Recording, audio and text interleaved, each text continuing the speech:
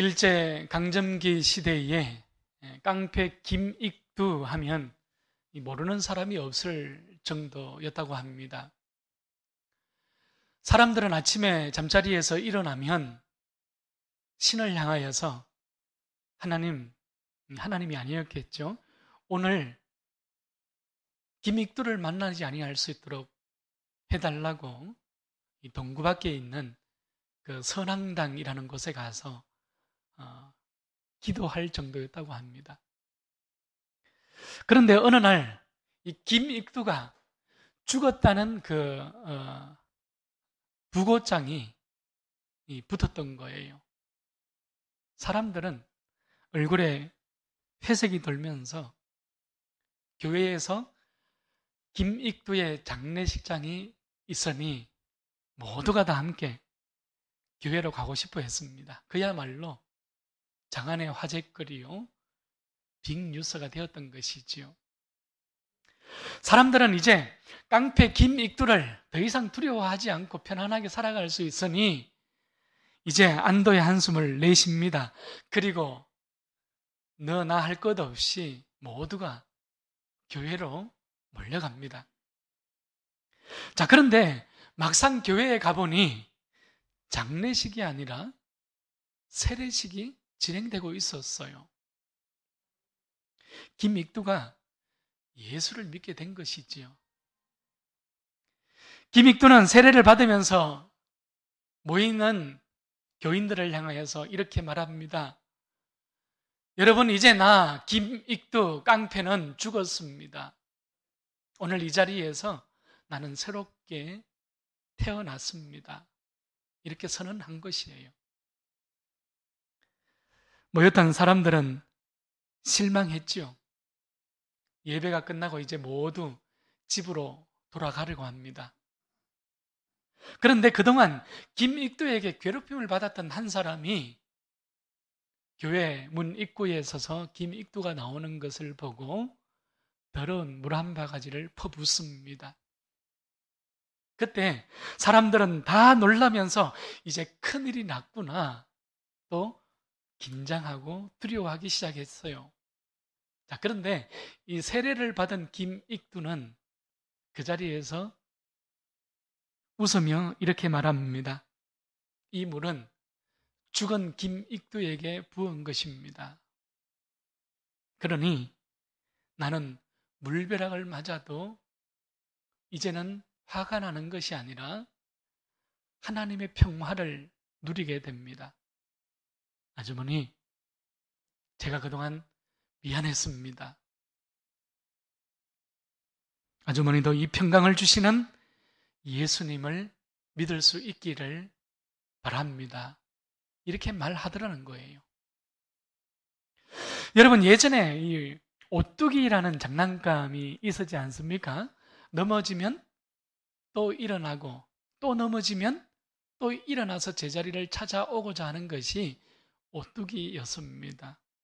오뚜기는 넘어지면 항상 일어나서 제자리에 서고자 했던 것이지요. 그러니까 그 오뚜기의 무게중심이 가운데 있었다는 것을 우리는 알고 있습니다. 그러니 넘어져도 다시 일어납니다. 심지어 오뚜기를 뒤집어 놓아도 다시 일어나서 원래의 자리로 돌아가고자 했던 것이 오뚜기였지 않습니까? 여러분, 제자리라는 것은요, 원래의 위치, 원 위치를 이야기하는 것입니다. 내가 있어야 할 자리에 있고 내가 서야 할 자리에 서는 것을 제자리라고 이야기하는 것이지요. 김익두는 깡패의 인생을 살아가다가 예수님을 만나니 인생의 목적이 바뀌어졌던 것입니다. 예수를 믿고 인생의 그 무게중심을 나 자신이 아니라 예수님께로 옮겨 놓았더니 인생의 제자리를 찾을 수 있었던 것이죠. 하나님을 기쁘시게 하는 인생으로 다시 돌아선 것이에요. 예수를 전하는 삶으로 김익두는 일어나서 이제 목사의 삶을 살아가게 되는 것이지요.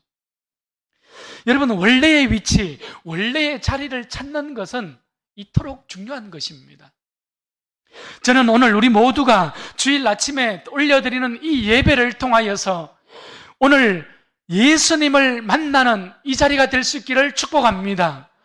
여러분, 그래서 내가 있어야 할 곳에 내가 있고 내가 서야 할 곳에 내가 서는 그런 복된 믿음, 그런 복된 인생의 자리로 되돌아서서 서는 우리 모두가 될 수 있기를 축원합니다. 이제 예수님은 겟세마네 동산에서 제자들과 함께 기도하기 위하여 올라가셨습니다. 특별히 베드로와 야고보, 요한을 데리고 조금 더 나가시면서 심히 걱정하시면서 슬퍼하셨어요. 그리고 너희는 여기 머물러 깨어 있어라 부탁까지 하신 것이죠.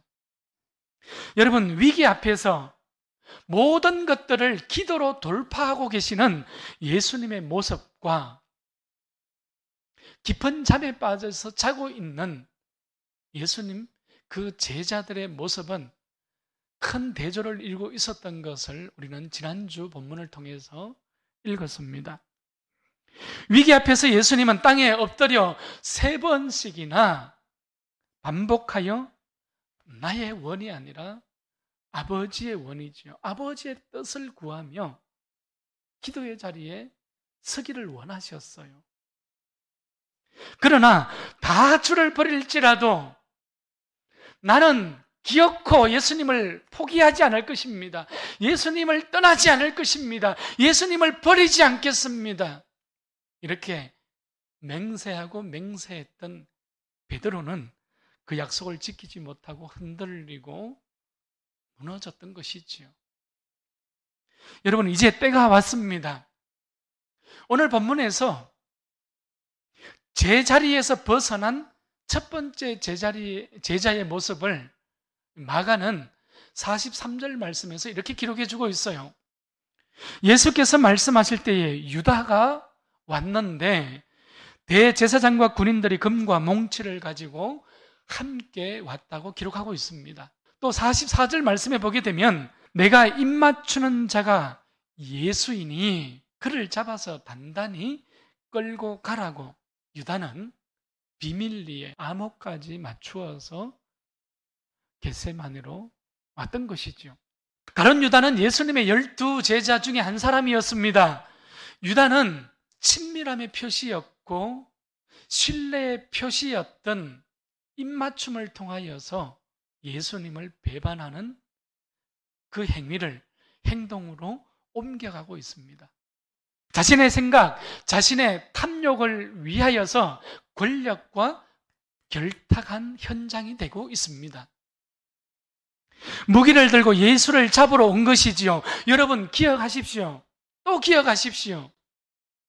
탐심이라는 것은 죄의 도화선이 되는 것이에요. 유다는 3년 동안이나 예수님과 제자로서 함께 걸어갔고 제자의 자리에 서 있었지만 유다의 본성과 유다의 그 생각은 전혀 변화되지 않았습니다. 무슨 말이에요? 제자로 부름받았다 하여서 참된 제자의 삶을 살아가거나 혹은 참된 제자가 되는 것은 아니라는 것을 우리는 오늘 말씀을 통해서 보게 되는 것이에요. 여러분, 교회를 출석한다고 해서 구원에 이르는 것이 아니잖아요. 여러분, 우리의 신앙의 삶의 자리를 정직하게 보십시오. 교회에 출석한다고 해서 구원에 이르는 것이 아니에요. 우리의 믿음은 교회에 출석하는 것을 목적으로 가지는 것이 아닙니다. 교회의 출석이 아니라 예수님을 믿는 것이지요. 예수님을 만나는 것이지요. 예수님의 참 제자의 자리에 서는 것이지요. 여러분, 이것이 우리가 교회를 출석하는 이유요, 목적이 되는 것이죠. 그러니까 우리의 믿음은 교회에 출석하는 것이 목적이 아니라 예수를 믿는 것이 더 중요한 이유가 되어야 하는 것이지요. 더 또 우선적으로 예수를 믿고 예수를 만나야 구원에 이를 수 있기 때문입니다. 우리 예수님을 잘 믿읍시다. 아멘? 여러분, 예수님 잘 믿읍시다. 우리 옆에 있는 분하고 인사 한번 하시지요. 예수님 잘 믿읍시다. 시작. 아멘. 끝까지 예수님을 잘 믿을 수 있기를 축원합니다. 여러분, 오늘 본문에서 제자리를 벗어난 두 번째 제자의 모습은 오늘 47절 말씀을 보게 되면 베드로입니다. 마태, 마가, 누가는 예수님 곁에 서 있는 한 사람이 칼을 빼어서 한 여종의 귀를 쳐서 땅에 떨어뜨렸다고 기록을 해주고 있습니다. 그러나 오늘 이 본문을 평행 본문으로 일컫는 요한복음 18장을 가보게 되면 이에 시몬 베드로가 칼을 가졌는데 그것을 빼어 대제사장의 종을 쳐서 오른편 귀를 베어버리니 그 종의 이름은 말고라. 예수께서 베드로더러 이르시되 칼을 칼집에 꽂으라. 아버지께서 내게 주신 잔을 내가 마시지 아니하겠느냐. 사도 요한은 다른 복음서와 달리 오늘 베드로와 종이었던 말고의 이름을 정확하게 우리에게 기록해주고 있는 것을 우리는 또 발견해 보게 돼요. 여러분, 베드로는 예수님이 체포되어 잡혀가는 이 상황 속에서 분개했지 않겠어요? 앞뒤를 볼 것도 없이 베드로는 칼을 빼서 휘둘렀던 거예요. 그래서 대제사장의 종이었던 말고의 귀를 쳐서 땅에 떨어뜨렸습니다. 어찌 보면 베드로는 정말 용감하고 정말 용기 있는 모습을 오늘 보여주고 있습니다. 그러나 우리는 기억해야 합니다. 베드로는 이미 겟세마네 동산에서 깊은 잠에 빠져서 흔들리고 무너졌습니다. 기도의 자리에서 이미 무너졌어요. 그러나 베드로는 여러분 이번에는 용기를 발휘했을 거예요. 예수님을 사랑했으니 그 충성심에서 예수님을 찾고자 하는 그 무리들을 향하여서 베드로는 대항하고자 했던 것입니다. 그러나 여러분 이번에도 베드로의 이 방법은 예수님의 방법, 예수님의 가르침에서 벗어난 제자일 뿐이라는 것을 우리에게 말씀해 주고 있어요. 오늘 베드로는 예수님께서 원하셨던 그 제자의 자리에서 서기를 원했지만 그 취하였던 모든 방법들은 오히려 예수님의 말씀과 예수님의 방법과는 상치되어서 벗어나 있었던 거예요. 오히려 제자의 자리에서 멀찍이 서 있는 자신의 모습을 베드로는 발견하게 되는 것이지요. 여러분, 예수님은 하나님의 아들 그리스도 구원자이십니다. 지금 예수님이 그 무리를 향하여서 대항할 능력이 없어서 예수님이 무력하게 체포되어지고 있을까요? 아니라는 것이지요. 예수님의 이 모든 행적 가운데에서 예수님이 십자가를 행하는 그 모든 발걸음 가운데에서 가장 중심에는 무엇이 있었을까요? 하나님의 말씀이지요. 하나님의 약속 언약입니다. 인류 구원의 십자가가 예수님의 그 모든 행적의 가장 중심에 있었다는 것을 우리는 보게 되는 것입니다.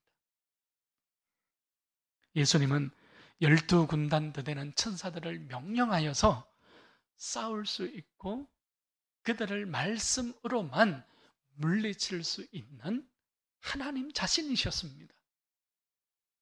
그러나 하나님의 언약을 성취해 가는 데 있어서 물리적인 힘이지요. 물리적인 방법이 전혀 도움이 되지 않는다는 사실을 예수님께서는 너무나도 분명하게 알고 계셨던 것입니다. 다만 예수님께서는 어떤 길을 선택하셨습니까? 대속의 죽음의 길이지요. 자신의 생명으로 인류의 구원을 대신하고자 했던 것입니다. 자신의 죽음으로써 사망의 권세를 이기는 이 길만이 오직 하나님의 뜻을 이루는 길이라는 것을 예수님은 알고 계셨던 것이에요. 오늘 본문 49절을 보게 되면 예수님은 제자들과 무리를 향하여서 이렇게 말씀하고 있습니다. 내가 날마다 너희와 함께 성전에 있으면서 가르쳤지만 너희가 나를 잡지 아니하였도다. 그러나 이는 성경을 이루려 함이니라 말씀하고 계시는 거예요. 예수님은 지금 체포되어지는 이 위기의 자리에서 구약 성경에서 예고되어져 있던 스가랴 13장 7절 말씀을 기억하고 계시는 것입니다. 만군의 여호와가 말하노라. 가라, 깨어서 내 목자, 내 짝된 자를 치라. 목자를 치면 양이 흩어지려니와 작은 자들을 위해는 내가 내 손을 들이우리라. 여러분, 예수님은 억울한 자리에서도, 괴로워하면서도, 두려움의 그 자리, 위기의 그 자리 속에서도 잠잠히 인내할 수 있었던 이유가 바로 이것입니다. 하나님의 말씀을 기억해낸 것이죠. 우리도 살아가면서 종종 억울한 상황을 만나잖아요. 때로는 밤잠을 설치며 괴로운 일들이 우리에게 찾아오기도 합니다. 때로는 두려움과 걱정이 밀물처럼 몰려오기도 하지요. 여러분, 이런 때에 칼과 몽치라는 인간적인 방법이나 물리적인 힘을 의지하는 것이 아니라 하나님의 말씀을 기억해내고 하나님의 언약의 약속을 붙잡을 수 있기를 바랍니다. 여러분, 세상적인 방법과 세상의 어떤 인간의 물리적인 수단이 아니라 다시 기도의 자리에 서서 오직 예수님만 의지할 수 있기를 축복합니다. 여러분, 이 자리가 성도의 믿음의 자리요, 이 자리가 성도의 확신의 자리요, 이 자리가 성도의 승리의 자리이기 때문입니다. 여러분, 바로 이곳이 피스티스, 충성됨의 자리요, 믿음의 자리라고 우리에게 말씀하고 있는 것이에요. 오늘 본문에서 찾아볼 수 있는 마지막 세 번째 모습이지요. 마가는 제자리에서 벗어난 제자의 모습을 오늘 50절 말씀에서 제자들이 다 버리고 도망하니라 이렇게 표현해 주고 있어요. 예수를 판 유다와 또 인간적인 수단을 가지고 혈기를 부렸던 베드로와 별반 다를 게 없었던 12 제자들의 모습이지요. 예수님이 체포되자 제자들은 한결같이 예수님을 버리고 자기만 살겠다고 도망하여 흩어졌습니다. 제자라 하였지만 예수님보다 자기 자신을 더 소중하게 여겼기 때문이죠. 예수님의 제자라 하였지만 믿음보다 자기 목숨을 더 귀하게 여겼기 때문입니다.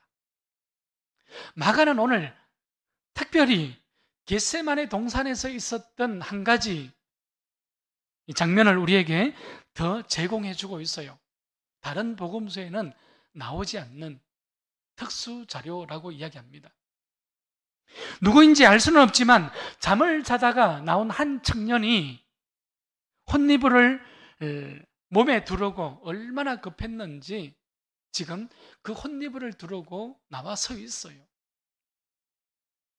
그러나 예수님이 체포되니 두르고 있던 혼니부를 벗어버리고 알몸으로 도망하고 있습니다. 주석학자들은 이 사람이 오늘 마가 자신이었다고 기록을 합니다. 여러분 어떻습니까? 결국 제자들은 예수님을 포기했어요. 또 다른 말로 표현하면 예수님은 제자들에 의해서 포기되어졌습니다. 예수님은 제자들에 의해서 넘겨졌고 제자들에 의해서 버림바 되어졌습니다. 이것이 바로 겟세마네 동산이었습니다.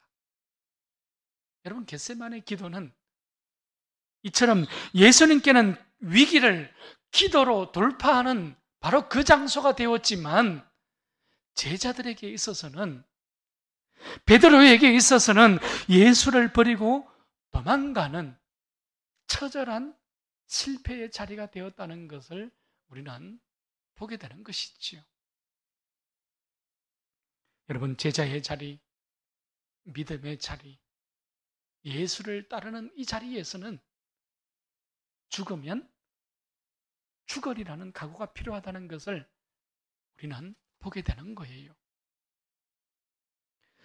예수님은 지금 자신이 십자가에 못 박혀서 이제 죽을 것이라는 사실을 알면서도 그 길을 뚜벅뚜벅 걸어가고 계시잖아요.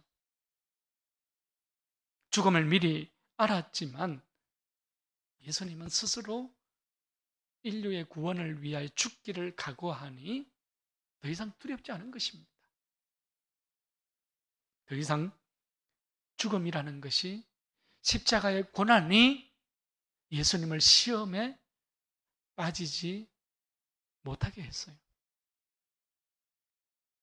그러나 제자들은 어떻습니까? 예수를 버렸습니다. 예수를 포기하고 도망가기 바빴습니다. 넘어졌습니다. 실패의 연속이지요. 저는 오늘 우리 모두가 내 목숨보다 예수를 더 사랑하는 참 제자들이, 참 교회가, 우리 늘푸른 교회가 될 수 있기를 축원합니다. 여러분, 그러면 우리도 이 믿음의 길에서 두려움이 없이 걸어갈 수 있지 않겠어요? 그러면 우리도 예수님처럼 어떤 시험이 와도, 어떤 위협이 와도 능히 이겨낼 수 있지 않겠습니까? 여러분, 말씀을 정리합시다. 기독교 역사를 보게 되면 어거스틴은 방탕한 생활을 했던 대표적인 인물이었어요. 고백록을 보게 되면 어거스틴은 불량한 친구들과 어울리고 심지어 재미삼아 도둑질을 합니다. 또한 정욕에 빠져서 온갖 죄를 짓기도 했어요. 뿐만 아니라 카르타고에서는 진리를 추구하다가 마니교에 심취하기도 했습니다. 마니교라는 것은 페르시아에서 시작되어진 조로아스터교의 근거를 두고 있는 종교였어요. 거기에다가 이 불교와 유대교와 기독교를 혼합한 이단 종교가 마니교였습니다. 주 386년 여름에 어거스틴은 하나님 앞에서 자신의 죄를 통회하고 눈물 흘리며 기도하고 있었습니다. 그런데 그때에 바깥에서 아이들이 뛰어놀며 부르는 노랫소리를 듣게 되었던 거예요. 톨레레게 톨레레게, 집어들어 읽어라, 집어들어 읽어라, 톨레레게 톨레레게. 어거스틴은 그 말에 순종하여서 눈앞에 있는 성경을 펼쳐들고 읽기 시작했습니다. 그 말씀이 로마서 13장 13절 14절 말씀이에요. 낮에와 같이 단정히 행하고 방탕하거나 술 취하지 말며 엄난하거나 호색하지 말며 다투거나 시기하지 말고 오직 주 예수 그리스도로 옷 입고 정욕을 위하여 육신의 일을 도모하지 말라는 말씀이었습니다. 어거스틴은 예수 그리스도를 만나고 예수 그리스도를 통하여서 하나님의 말씀을 통하여서 거듭나게 되는 바로 참 제자의 자리에 돌아서는 바로 그 시점, 그 자리가 되었던 것이지요. 말씀을 붙들고 죄의 자리에서 하나님께로 돌아서서 다시 일어나게 되었던 것입니다. 제자의 자리는 원래의 위치로 돌아온 사람들을 제자라고 이야기하는 거예요. 있어야 할 곳에 있고 서야 할 곳에 서 있는 사람이지요. 오늘 김익두 목사, 그리고 어거스틴, 모세와 바울, 여러분 이런 믿음의 우리의 선배들은 오늘 제 자리가 어떠한 자리인지를 우리에게 너무나도 명확하게 보여주고 있습니다. 내가 있어야 할 원래의 위치지요. 내가 서야 할 원래의 자리를 오늘 보게 하는 것이지요. 바울도 다메섹 도상에서 다시 일어나지 않습니까? 도망자였던 모세는 광야 호렙산에서 꺼지지 않는 바로 그 가시떨기 불길에서 살아계신 하나님을 만나요. 그래서 사명의 길을 다시 걸어가게 되잖아요. 그것이 모세의 자리였습니다. 부르심의 자리였습니다. 베드로는 실패의 연속이었지만 갈릴리 호숫가에서 부활하신 예수님을 다시 만나게 될 것입니다. 여러분, 이 시간 내가 서 있는 나의 인생의 자리, 내가 서 있는 내 믿음의 자리를 점검할 수 있기를 바랍니다. 그리고 제자의 자리에 온전함으로 돌아설 수 있기를 축복합니다. 여러분, 이 한 주간도 믿음의 자리에서 일어나서 우리의 무릎을 주님 앞에 올려드리고, 그래서 다시 내가 있어야 할 그 자리, 내가 서야 할 그 믿음의 자리에서 다시 예배와 기도로, 다시 섬김과 봉사로, 다시 기쁨과 평화로 이 믿음의 길에서 승리의 길을 걸어가는 우리 모두의 삶의 발걸음 될 수 있기를 축원합니다.